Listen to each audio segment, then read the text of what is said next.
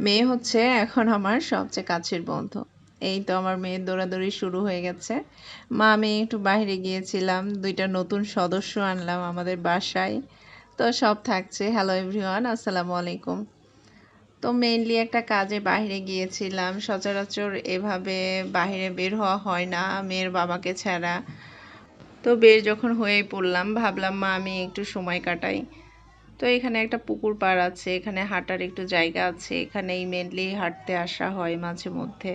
আর এই আইসক্রিমটা দেখলেই আমাকে খেতেই হবে, সেই ছোটবেলার অভ্যাস এখনো ভালো লাগে। তার পাশে একটা নার্সারি আছে। তো ভাবলাম আজকে যখন বের হলাম তো নার্সারিতে যাই।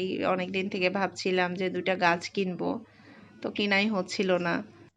তো সবসময় তো আর সময় সুযোগ সব একসাথে হয় না। তো যেহেতু আজকে বের হলাম, সুযোগ হয়ে গেল, তাই ভাবলাম নিয়েই ফেলি।